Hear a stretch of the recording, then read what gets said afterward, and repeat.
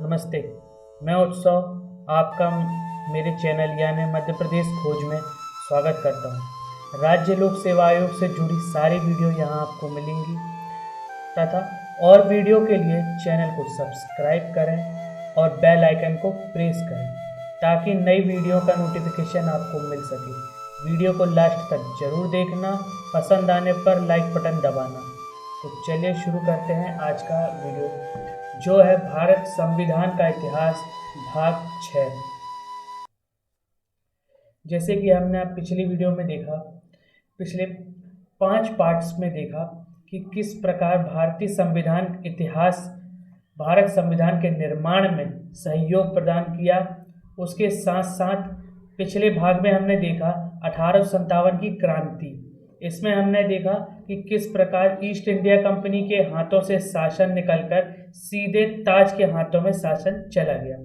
उस ताज के हाथ में जैसे ही शासन आया, उसने सबसे पहले पुनरुद्धीकरण चालू किया। पुनरुद्धीकरण से तात्पर्य है कि उसने वह लूप पॉइंटों को देखना चालू किया जिस कारण से 1857 की क्रांति बनी या पैदा हुई। इसके बाद उसने नए नए अधिनियम लागू किए जिससे ताज के शासन को मजबूती हुई। उसने सबसे पहले 1858 में भारत शासन अधिनियम लागू किया। इसके बाद जो लागू करेगा 1861 का भारत परिषद अधिनियम। जैसे कि मैंने पिछली वीडियो में बताया था कि कुल तीन भारत परिषद अधिनियमों का लागू होना है, जिसमें से इतिहास में सबसे पहला आएगा 1861 का, दूसरा आपका आएगा 1892 का, तीसरा आएगा आपका 1909 का। कुल 3 भारत परिषद अधिनियम जो हैं लागू होंगे, जिसमें से आज हम पहला भारत परिषद अधिनियम देखेंगे जिसने भारतीय संविधान में महत्वपूर्ण भूमिकाएं निभाई। तो चलिए शुरू करते हैं आज का पहला, जो है भारत परिषद अधिनियम। जैसे कि आप देख सकते हैं स्क्रीन पे, भारत परिषद अधिनियम 1861। ठीक है, इसमें दिया गया कि 1861 का भारत परिषद अधिनियम भारत के संवैधानिक विकास के इतिहास में 2 कारणों के विशेष महत्व रखता है। क्या देखा हमने कि 1861 भारत संविधान के विकास में 2 कारणों से महत्वपूर्ण विशेष महत्व रखता है ना। अभी मैंने क्या बताया, भारत परिषद क्या करेगा, विशेष महत्व या योग्य जो रहेगा वह योगदान निभाएगा भारत संविधान के निर्माण में। तो उसमें से पहला हम जो देखेंगे वह देखेंगे कि इस अधिनियम के द्वारा गवर्नर जनरल की परिषद में भारतीय प्रतिनिधियों को शामिल कर उन्हें विधायी कार्यों में सहयोग करने का अधिकार प्रदान किया गया। जैसे कि हमने देखा 1858 के क्रांति में गवर्नर जनरल का पद तो समाप्त हो गया, उसकी जगह कौन आए, वायसराय। ठीक है, उसकी जगह कौन आए, वायसराय आए। इसके बाद उनके अंतर्गत, अभी तो ये केंद्र में थे, लेकिन अब बात प्रांतों की करेंगे। केंद्रों से नीचे उतरकर बात अगर हम प्रांतों की करें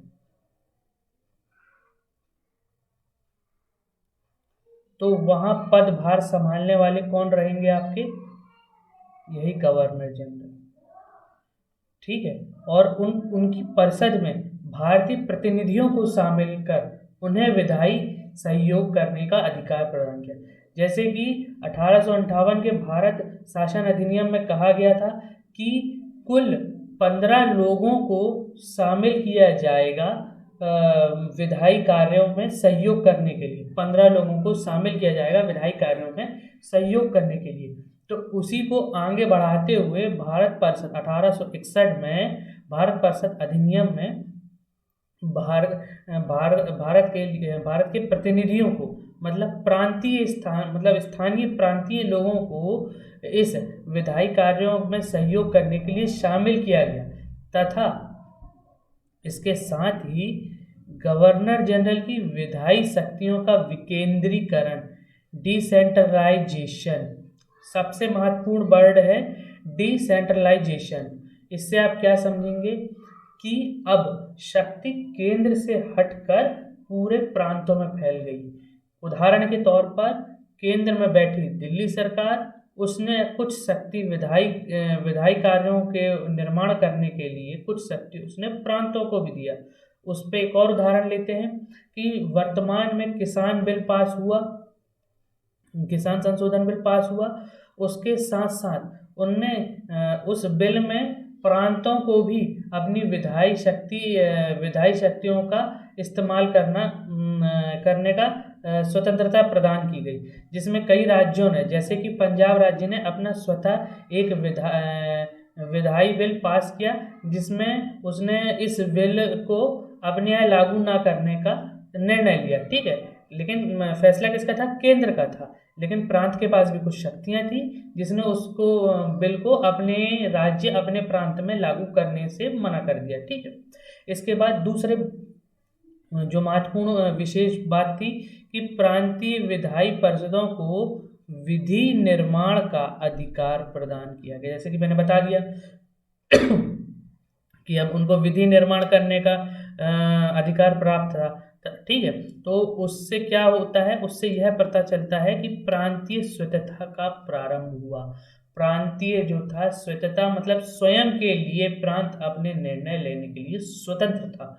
यह बात आपको अभी तक पता चली। तो अब बात आगे बढ़ेगी इन दो पॉइंटों के साथ साथ अब जो महत्वपूर्ण पॉइंट आते हैं इसके अंतर्गत, जिसमें पहला आएगा आपका कि गवर्नर जनरल की कार्यपालिका परिषद का विस्तार करते हुए इसमें विधि विशेषज्ञ के रूप में 5 सदस्य शामिल किए गए। जैसे हमने बात करी थी कि सदस्यों को तो शामिल करना ही था इनको। ठीक है, सदस्यों को तो शामिल करना ही था, लेकिन इसमें विधि विशेषज्ञ मतलब कौन? जो लॉयर होंगे या वह सामाजिक मुद्दों का जानकार होंगे, उनको ऐसे पांच लोगों को इस कार्यपालिका परिषद में शामिल किया गया। ठीक, जो विधि विशेष के रूप में इनको सहायता करेंगे तथा इसके साथ ही गवर्नर जनरल की परिषद को विधि निर्माण की शक्ति प्राप्त थी। जैसे कि मैंने पहले पॉइंट में बता दिया था कि इनको शक्ति प्राप्त हो गई थी विधि निर्माण करने की। इसके बाद इस उद्देश्य के लिए केंद्र विधानमंडल में न्यूनतम 6 और अधिकतम 12 नामित किए जा सकते थे। इन नामित सदस्यों में से आधे से ज़्यादा सदस्य गैर सरकारी थे। महत्वपूर्ण है यह पॉइंट, ध्यान देने वाले योग्य ये बात कि जो केंद्र विधानमंडल था, आपका गवर्नर जनरल की कार्य परिषद थी, जो स्थानीय प्रांतीय कार्य परिषद के तौर पर काम करती थी, उसमें से जो 5 सदस्य थे हर प्रांत में से चुन के जाने थे वहां पर। कहाँ? केंद्र में। जिस प्रकार हमारे राज्यसभा के सांसद होते हैं जो प्रांतों के विधायक चुनते हैं, उस विधायक के द्वारा चुना गया सांसद हमारे केंद्र में राज्यसभा में जाकर उस प्रांत का प्रतिनिधित्व करता। उसी उदाहरण को ध्यान में रखते हुए यहाँ पर मैं समझा रहा हूँ कि केंद्र विधानमंडल में न्यूनतम 6 और अधिकतम 12 सदस्य हो सकते थे प्रांतों के, हर प्रांत का एक, और जो सदस्य नामित होंगे वह गैर सरकारी होंगे, सरकारी कर्मचारी नहीं होंगे, वह गैर सरकारी होंगे, है ना। इसके बाद एक महत्वपूर्ण पॉइंट था कि तत्कालीन वायसराय लॉर्ड कैनिंग ने 1862 में नवगठित केंद्र विधान परिषद में निम्नलिखित 3 भारतीयों को नियुक्त किया। ठीक है, अभी तक हमने क्या बात की कि इसमें 6 सदस्य हो सकते थे जो नामित हो सकते थे, तो उन 6 में 3 जो थे ब्रिटिश मूल के अंग्रेज थे तथा 3 जो थे भारतीय थे। उनमें 3 भारतीय कौन थे? सबसे पहले पटियाला के महाराजा नरेंद्र सिंह, दूसरे बनारस के राजा देवनारायण तथा तीसरे हमारे इलाहाबाद के सर दिनकर राव। ये 3 महत्वपूर्ण लोगों की नियुक्ति हुई कहाँ? केंद्रीय विधानमंडल में। किसके थ्रू? कार्यपालिका परिषद के विस्तार के थ्रू। ठीक है, तो इनका नियुक्ति हुई। इनका कार्य क्या करना था?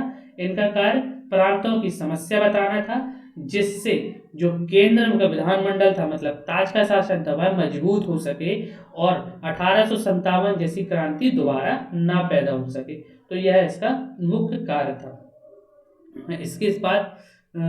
इसके बाद जो हुआ कि लॉर्ड कैनिंग ने विधायी प्रणाली, मतलब विधायी प्रणाली का हिंदी अनुवाद है विधायी प्रणाली। इसको अंग्रेजी में बोलेंगे पोर्टफोलियो सिस्टम की शुरुआत की गई। पोर्टफोलियो सिस्टम से आप समझ जाएंगे कि जो लोगों के बारे में जानकारी इकट्ठा करने के लिए, तथा इस अधिनियम के अनुसार बंबई मद्रास की विधायी परिषदों को कानून बनाने व संशोधन करने की शक्ति प्रदान की गई। 2 प्रांत थे, 2 प्रेसिडेंसी थी या 2 प्रांत थे आपके। कौन कौन से? पहला तो हो गया बंबई, दूसरा हो गया मद्रास। इनके जो विधान परिषद थे, कार्यपालिका परिषद थी, इनको अपनी विधि बनाने और उसको संशोधन करने के लिए छूट प्राप्त हो गई थी। इससे पहले जो आया था चार्टर्ड अधिनियम 1853 का, उसमें इनकी शक्तियां छीन ली गई थी। 1853 में यह शक्तियां छीन ली गई थी, जिसके कारण 1857 में विद्रोह पनपा। उसको ध्यान में रखते हुए 1861 का भारत परिषद अधिनियम में यह फिर से नियम जोड़ा गया कि अब प्रांतों को भी अपनी विधि निर्माण करने व उसमें संशोधन करने की शक्ति दी गई, जिससे ऐसे जो विद्रोह है वह शांत रह सके, अपने हिसाब से कानून बना सके, मिटा सके। ठीक है, इसके बाद इस अधिनियम द्वारा उत्तर पश्चिमी सीमांत क्षेत्र, कौन कौन से?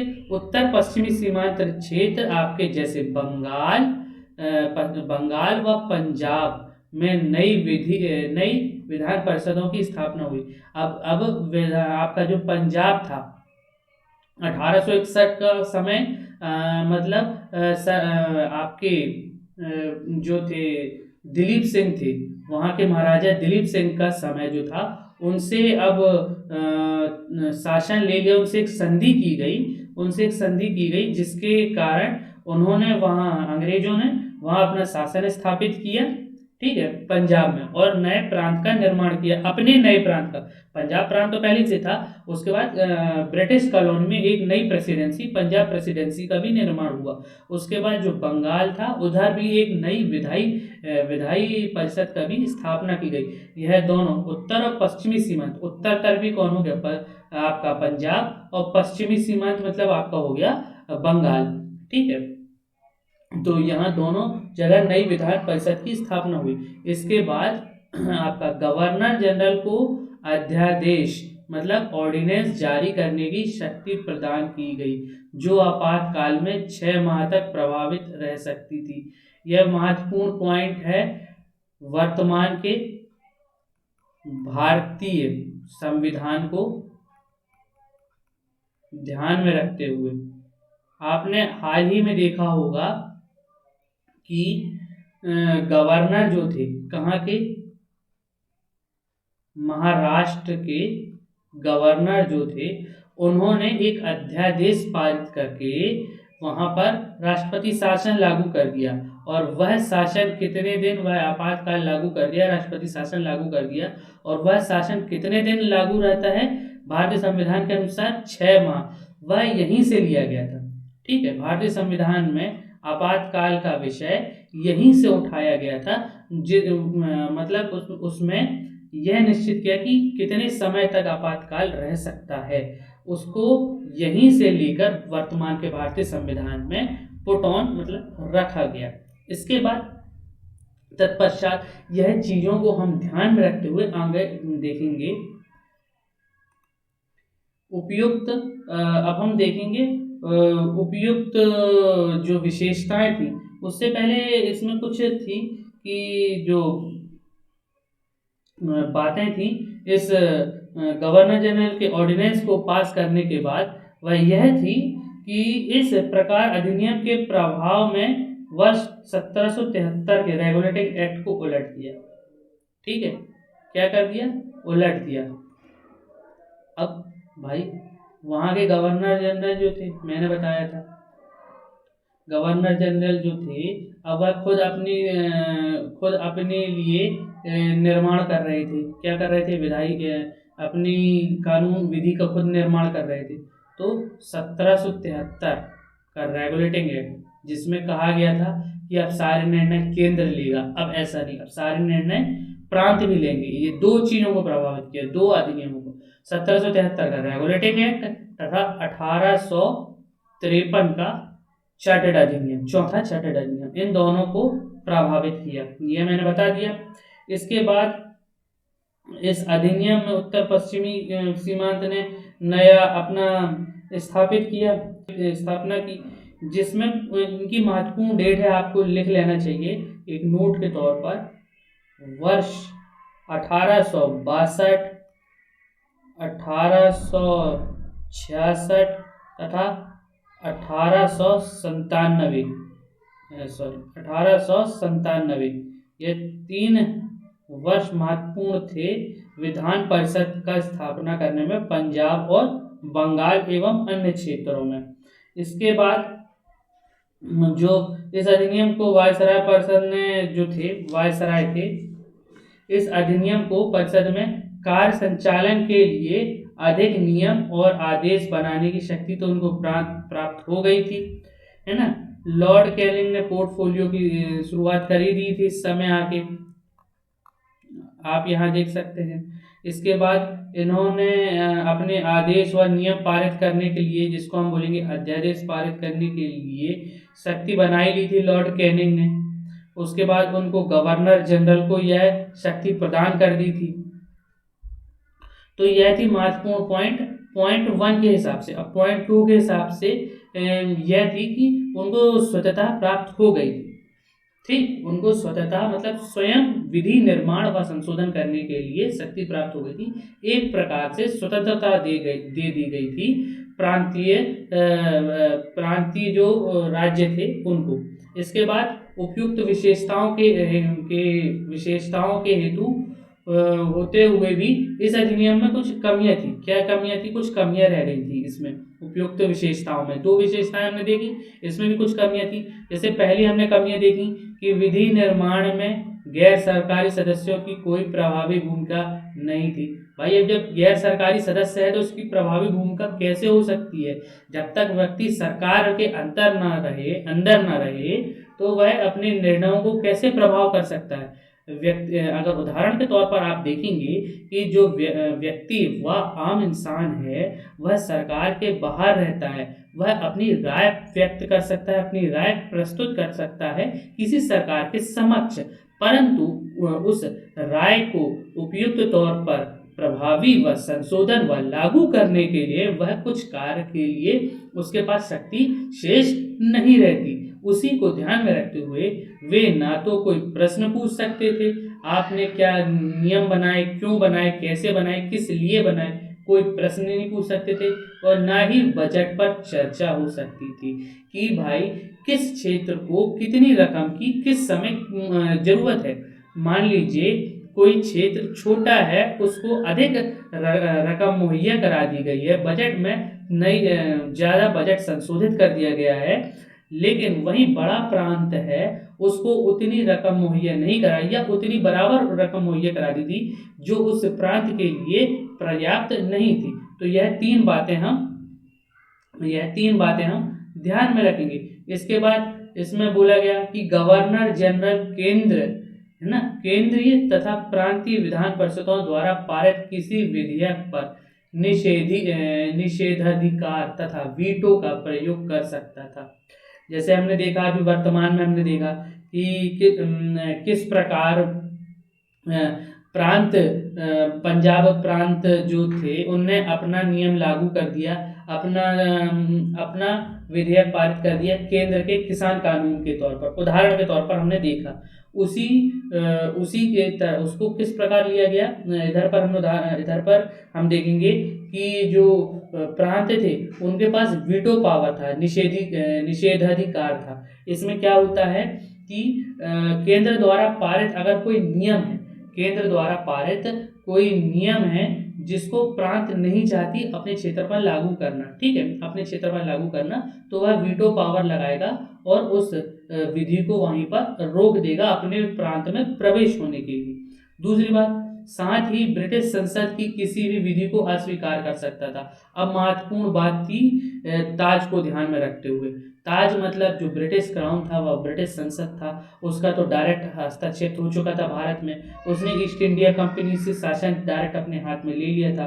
उस बात में अगर ध्यान में रखा जाए कि अब भाई जो प्रांतीय शासन में अगर वहाँ का कोई राजा हावी होता तो उस वक्त को ध्यान में रखकर अगर वहाँ का कोई राजा हावी होता तो वहाँ पर वह ऐसा नियम होता कि उसको अपनी राजस्व का अधिक ज़्यादा भाग केंद्र को देना है, तो वह उस विधि को स्वीकार करने से मना कर देता कि भाई मुझे ऐसी विधि स्वीकार नहीं है जिसमें मेरा राजस्व का ज़्यादा भाग केंद्र को जाए, ठीक है।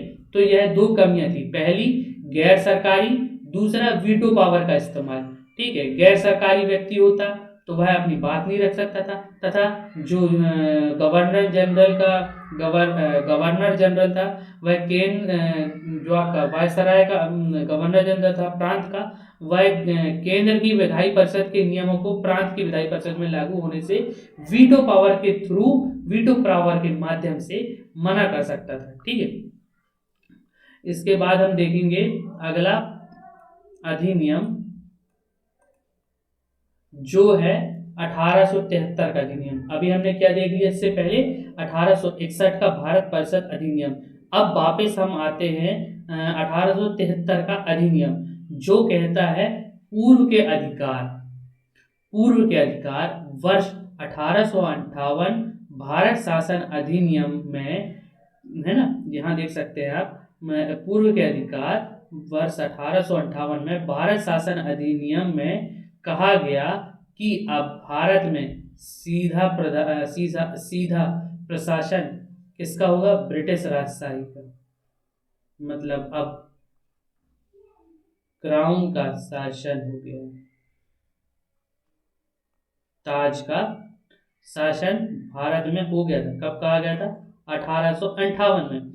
तथा उनका प्रतिनिधि मंडल भारत में शासन करेगा। उसका प्रतिनिधि मंडल जैसे कि दो लोग थे, कौन कौन, जैसे हमने पहले बताए, पहला हमने बताया वायसराय, तथा ब्रिटिश संसद की ओर से भारत में जो ब्रिटिश संसद का प्रतिनिधित्व करेगा भारत में ब्रिटिश संसद की ओर से, वह था भारतीय सचिव, ठीक है। भारतीय सचिव यह क्या कार्य करेगा, भारत में ब्रिटिश की ओर से राज कर रहे वायसराय तथा ब्रिटिश संसद के बीच में मध्यस्थता का कार्य करेगा। किस तरह का कार्य करेगा, मध्यस्थता का, मेडिएटरी का कार्य करेगा, दोनों के बीच में मेडिएटरी का काम करेगा। उदाहरण के तौर पर वायसराय ने कुछ विधि का निर्माण किया जिसका पुनर्विलोकन या उसमें राय लेने के लिए ब्रिटिश संसद में भेजा जाएगा, और उसको लेके कौन जाएगा, भारत का सचिव भारत की ओर से वहां प्रस्तुत करेगा, और उसमें जो कुछ भी संशोधन या कुछ एड ऑन होना है, जो भी कुछ विधियों का अधिक निर्माण या जुड़ना है या घटना है, उसको वहां पर संशोधित करके तथा उसको पुनः वापस लाएगा भारत में, और वहां पर भारत में आकर अब वह प्रतिनिधित्व करेगा ब्रिटिश संसद का, ठीक है। इसके बाद इस अधिनियम में 1873 का अधिनियम द्वारा यह उपबंध किया गया है कि ईस्ट इंडिया कंपनी को किसी भी समय भंग कर दिया जाएगा। अभी हमने देखा 1858 में ताज का शासन पूर्णतः लागू हो गया है भारत में, ठीक है, पूर्णतः लागू हो गया है भारत में। अब उसके बाद 1873 का जो अधिनियम आया है उसने सीधा सीधा कह दिया है कि अब ईस्ट इंडिया कंपनी को किसी भी समय भारत से भंग कर दिया जाएगा, British colony, Indian British colony से भंग कर दिया जाएगा। इसको ध्यान में रखते हुए अगले 9 वर्ष के अंतर्गत ही 1 जनवरी, बहुत ही महत्वपूर्ण डेट है, आपको ध्यान रखना चाहिए कि भारत में ईस्ट इंडिया कंपनी का समापन कब हुआ। 1 जनवरी 1884 को ईस्ट इंडिया कंपनी को औपचारिक तौर पर, है ना, औपचारिक तौर पर, ऑफिशियल तौर पर भंग कर दिया गया। इधर तो इन्होंने समाप्त कर लिया, है ना, इधर तो इन्होंने समाप्त कर लिया। तो आप देखेंगे कि ईस्ट इंडिया कंपनी का जो राज था भारत में कितना था, उसने जो ऑफिशियल राज करना चालू किया वह था 1373 में, ठीक है। और वहीं आपके औपचारिक या ऑफिशियल उसका जो समापन हुआ 1884 में, यहाँ उसका समापन हो गया। तो कुल उसने 109 वर्षों तक भारत में शासन किया। किसने? ईस्ट इंडिया कंपनी ने पूर्णतः। उसके बाद 109 वर्ष के बाद ताज का शासन आ गया। यह बहुत महत्वपूर्ण, तो यह 2 महत्वपूर्ण बात हुई 1873 में। पहला कि 1858 का भारत शासन अधिनियम था, उसमें सीधा प्रशासन बताया, अब उसको औपचारिक रूप पर बता दिया गया कि अब ताज का या ब्रिटिश राजशाही का सीधा राज चलेगा भारत में। उसके बाद 1873 अधिनियम का महत्वपूर्ण पॉइंट था कि वर्ष 1 जनवरी 1884 को जो औपचारिक समाप्ति हुई उसका कारण था कि 1873 में बताया गया कि अब ईस्ट इंडिया कंपनी कभी भी भंग हो सकती है। ये 2 पॉइंट थे 1800 अधिनियम। अब चलते हैं अगले अधिनियम। अभी तक हमने कितने देख लिए? 2 अधिनियमों को देख लिया।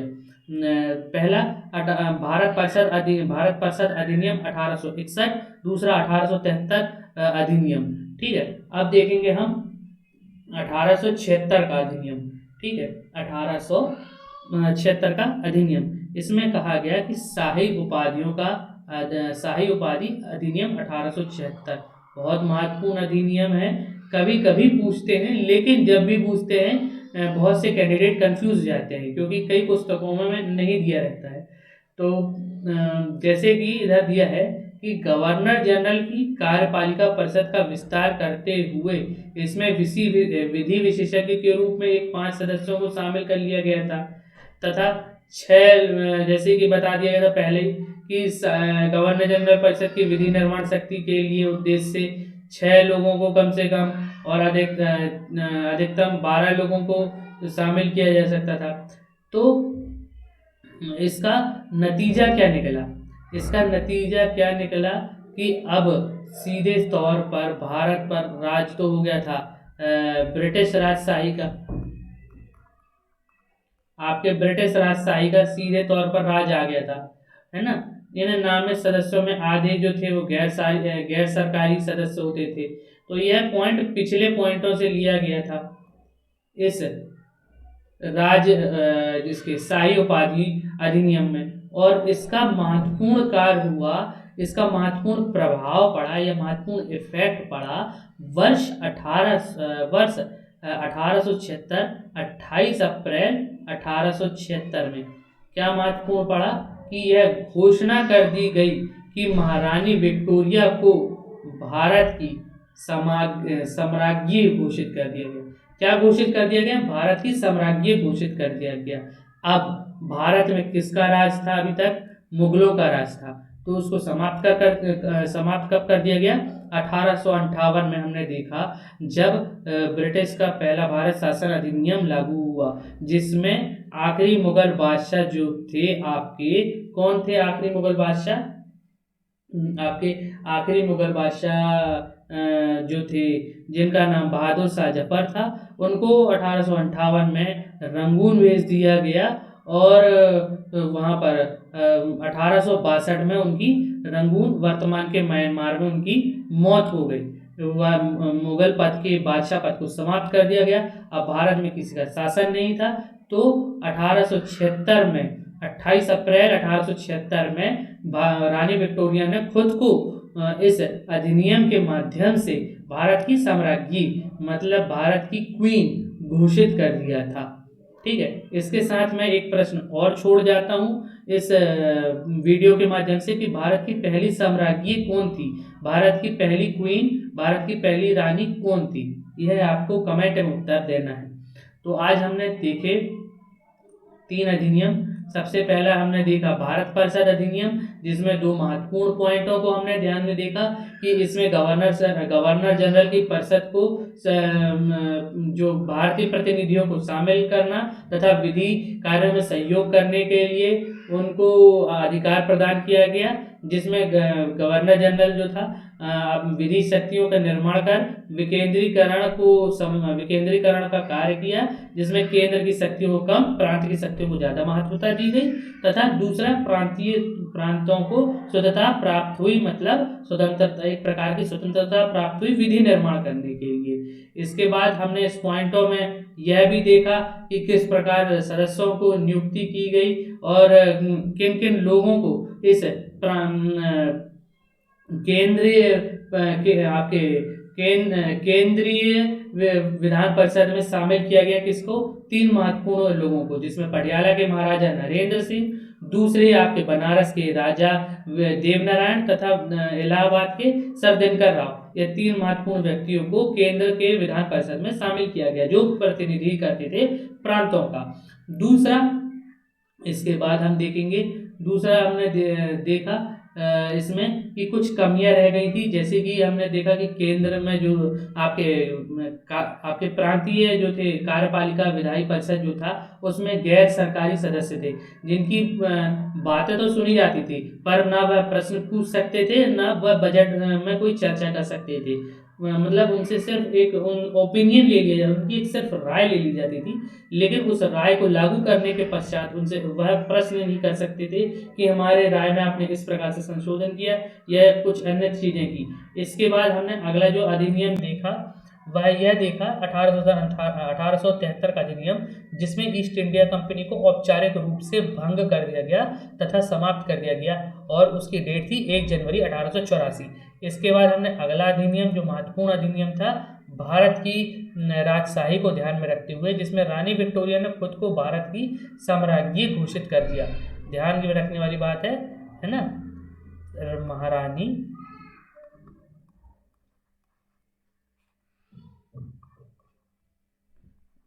विक्टोरिया ने अपने आप को भारत की